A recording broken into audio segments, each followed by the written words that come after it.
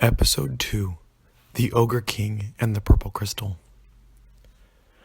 Once upon a time, in the land of Etheria, there was a Princess Nea and a Princess Lulu, and they went on the most amazing adventures. One thing that everyone should know is that they were actually really good friends with Prince William and Prince Paul of Cedar Landing, two princes that lived just beyond the North Woods, near the sea. In fact, they weren't just friends, they were cousins. On this day, Princess Nea and Princess Lulu were venturing into the village to do some shopping for food, so that the people of the palace could make lunch and make a wonderful feast for dinner.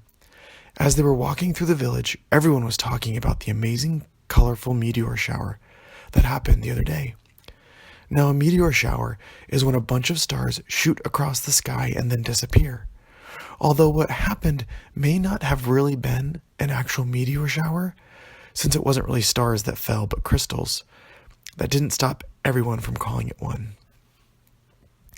As Nea and Lulu walked into the shop to get some groceries, they asked the shopkeeper if there was anything new that was happening in the village. Well, you know about the rainbow meteor shower that happened the other day. Nea and Lulu both nodded to each other.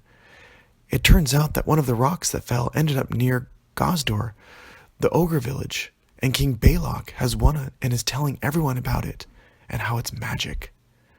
The ogre village? Lulu said, just to be sure. Then she looked at Nea with a twinkle in her eye, and the two of them wondered, could this be another stone, just like the one Paul had found that started to glow? And could this be another part of Tuck's big adventure? Nea and Lulu hurried back to the castle, only to find Tuck pacing around the grounds, shaking his mane, and acting as if something was horribly wrong. Nea and Lulu of Sparland, he addressed them.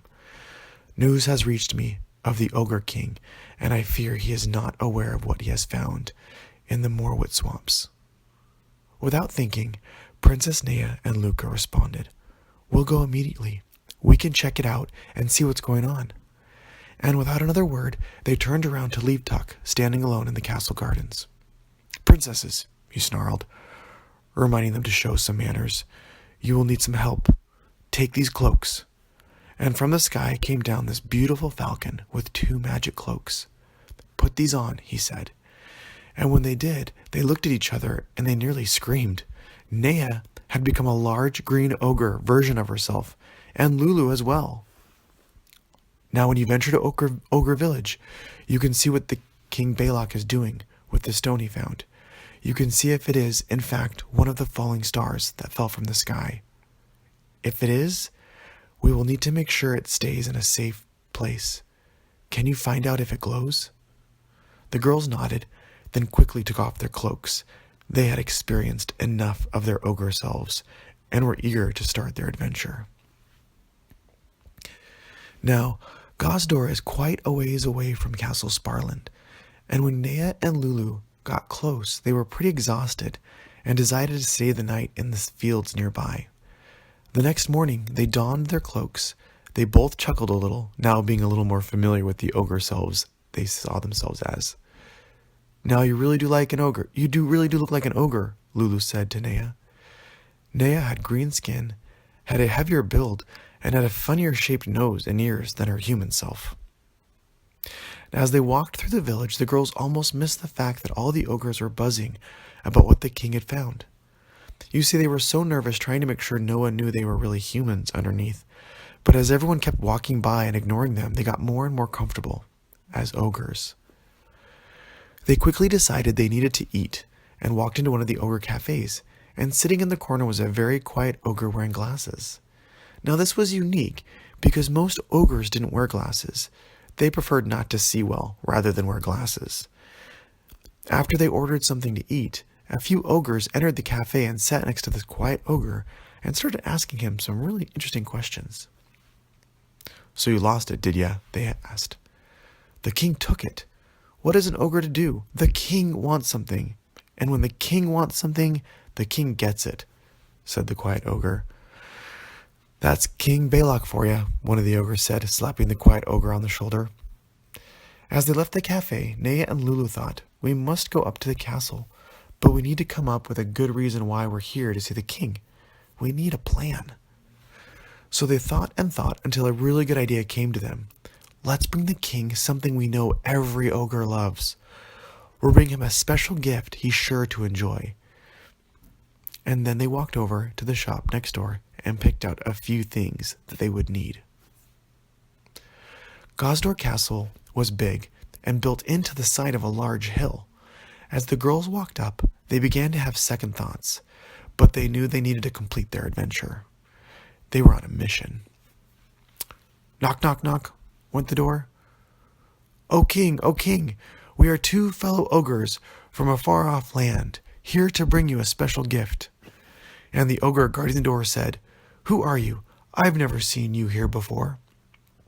And they said, "We have traveled afar because we heard that the king had found something special, and our leader sent us to come learn about it. We brought something special for the king that he might like." Now the ogre let them in, but they said, "What gift do you think you could have that the king would actually want?"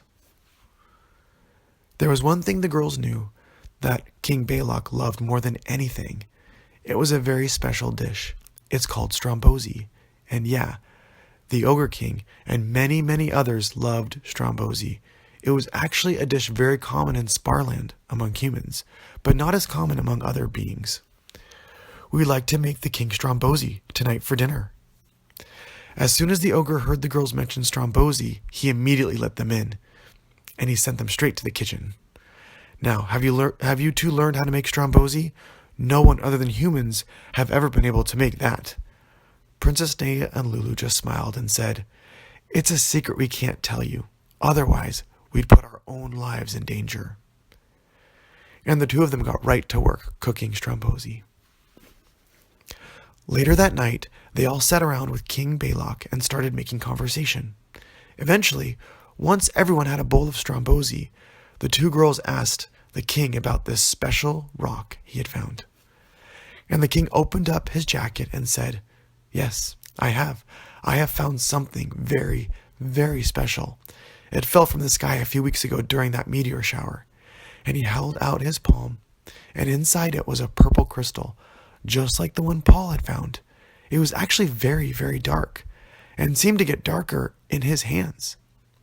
In fact, unlike the other crystal that glowed brighter, this one seemed to dim and get darker.